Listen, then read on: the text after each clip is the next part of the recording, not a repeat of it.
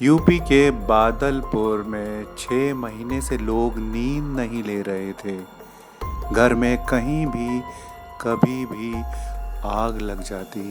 दीवार के कोने पे, पुराने संदूक के पास, कभी रसोई के अंधेरे में, और रात 2 से 4 के बीच उनके आंगन में खड़ी बरसों पुरानी जीप खुद से स्टार्ट हो जाती।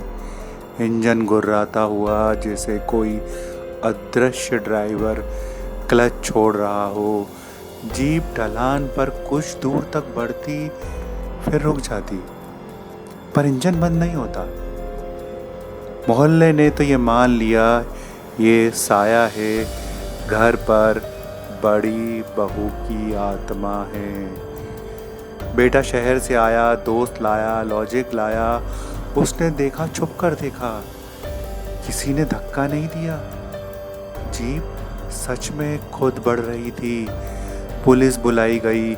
पुलिस ने केस को हाथ लगाने से पहले ही हाथ झाड़ लिया। फिर उन्होंने कांटेक्ट किया विज्ञान यादव और मनोकामना बिरथरे को। विज्ञान यादव 26 साल का। जब बचपन में वो भूतों से डरता था, उसका यही डर निकालने के लिए दादाजी उसे ले जाते उन जगहों पर जो गांव में बदनाम थी। पुरानी हवेली, सूखा कुआं, रेलवे क्रॉसिंग, जहां लोग कहते थे रात को मत जाना।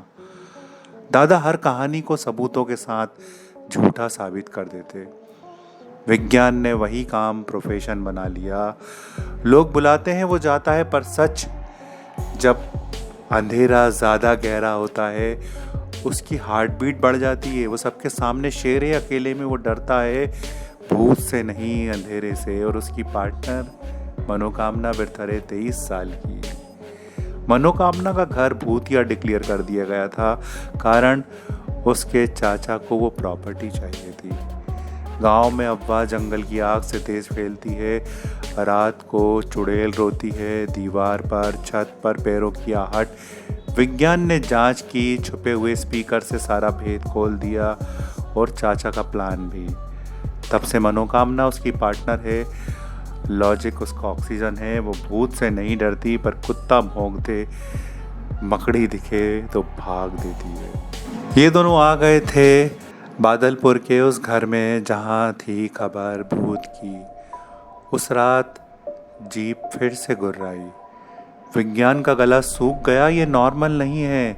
मनोकामना ने टॉर्च सीधा गियर बॉक्स पर डाली, स्लोप चेक किया, गियर पोजीशन चेक की। इन्वेस्टिगेशन के बाद विज्ञान ने अनाउंस किया, जीप पुरानी है, हमेशा ढलान पर फर्स्ट गियर में खड़ी रहती है। रात को हवा और हल्की वाइब्रेशन से आगे बढ़ जाती है। इग्निशन सिस्टम में फॉल्ट है, इसलिए बिना चाबी के करंट कनेक्ट हो जाता है। इंजन स्टार्ट हो जाता है। जीप के टायर के सामने बड़े पत्थर रख दिए गए। अगली रात जीप आगे नहीं बढ़ी। साइंस ने पहला भूत मार दिया, लेकिन घर में आग का राज। गांव में कहानी वायरल थी, इस घर की पहली बहू जलकर मरी थी, कुछ कहते हैं जलाई गई थी। विज्ञान और मनोकामना ने परिवार के लोगों के सामने आकर उनके समीकरण खोलना शुरू किए। छुप कर सब पर नज़र रखनी शुरू की, कुछ अपनी आंखों से और कुछ कैमरे की आंखों से। और फिर तीसरे दिन ही घर में आग लगी, और कैमरों की रिकॉर्डिंग में उन्हें कुछ दिखा। घर की छोटी बहू आग लगा देती है। उन्हें लगा कि केस सॉल्व हो गया, पर नहीं, ट्विस्ट अभी बाकी था, क्योंकि पानी की भरी बाल्टी में आग लग जाना, इसका जवाब छोटी बहू के पास नहीं था।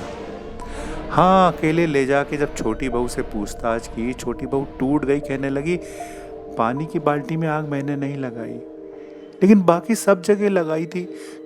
क्या है ना, मैं दिन भर काम करते करते हद से ज़्यादा थक जाती हूँ, छुप कर छोटी सी आग लगा देती हूँ। सब लोग भाग दौड़ में लग जाते हैं, तो मुझे 2-3 घंटे का आराम मिल जाता है। ये कन्फेशन था, क्राइम था, पर एक दर्द भी था बहू का।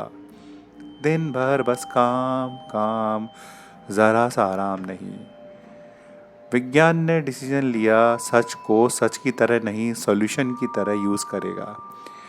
फैमिली को बोला गया, भूत को भगा दिया है, पर रोज़ 2 घंटे दोपहर को घर में एकदम शांति होनी चाहिए, कोई भी आवाज़ नहीं, ज़रा सी भी। जो घर में है वो सो जाओ। लेकिन अगले दिन सुबह का वक्त विज्ञान और मनोकामना बैग बांध चुके थे। केस क्लोज, लॉजिक जीत गया। तभी अंदर से एक चीख आई, आग! घर के पुराने स्टोर रूम के कोने में फिर से लाल जीप जैसी आग निकल रही थी। इस बार छोटी बहू तो उन दोनों के साथ बाहर ही खड़ी थी। उसके हाथ खाली थे, आंखें घबराई हुई थी। विज्ञान धीरे से आगे बढ़ा, हर कदम जैसे जमीन नीचे से खिसक सकती हो। मनोकामना ने पानी डाला, आग बुझी और फिर जमीन पर जले हुए निशान, सीधी लकीरें, तिगड़े घूमते कर्व, जैसे किसी ने जलती लकड़ी से कुछ लिखा हो। क्या लिखा था? मैं जाने नहीं दूंगी। हवा बिल्कुल शांत, खिड़की बंद, दरवाज़ा बंद। मनोकामना का गला पहली बार सूखा। विज्ञान का दिमाग अब कंप्यूटर नहीं, रडार बन गया। उसने धीरे से कहा, यहाँ कोई है जो कुछ बोलना चाहता है। विज्ञान ने मोहल्ले वालों से बड़ी बहू के जल के मरने और उसके साये के होने की अफवाह सुन रखी थी, लेकिन अब डिसाइड किया कि सच को बाहर निकालने के लिए इस डर का इस्तेमाल करेगा। तंत्र नहीं, मंत्र नहीं, सिर्फ मनोविज्ञान का। ड्राइंग रूम में सबको बिठाया गया। लाइट कम, एक दिया जल रहा था, जैसे किसी आत्मा को बुलाने की तैयारी करी हो। विज्ञान ने आंखें बंद की। आवाज़ हल्की भारी, जैसे कहीं दूर से आ रही हो। तुमने मुझे जलाया है दहेज के लिए। रूम में हवा ठंडी नहीं थी, पर सबके हाथ ठंडे हो गए। ससुर की गर्दन धीरे धीरे झुकने लगी। उसकी आंखों के कोनों में पुरानी रातों का डर उभर आया। विज्ञान ने फिर कहा, मैं चिल्लाई थी, पर तुमने दरवाजा बंद कर दिया था। ससुर की सांस तेज, पसीना गर्दन से बहता हुआ कॉलर तक आ गया। मनोकामना साइड से देख रही थी, एक एक एक्सप्रेशन।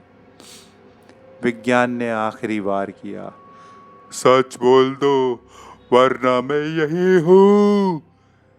एक लम्हा जो घड़ी की सुई को भी रोक दे, और फिर सन्नाटे को छांटती हुई आवाज़,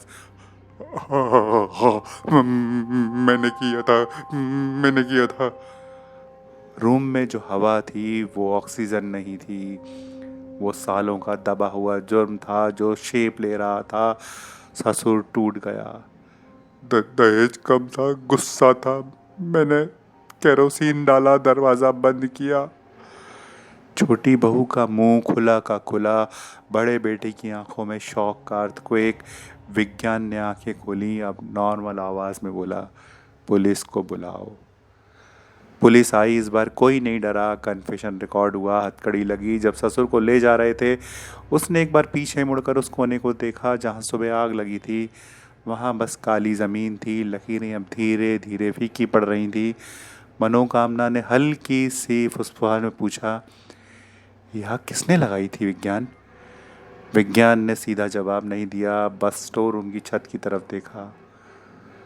पता नहीं, शॉर्ट सर्किट था या कुछ और। पर इस घटना के बाद विज्ञान मान गया कि विज्ञान से भी आगे कुछ है।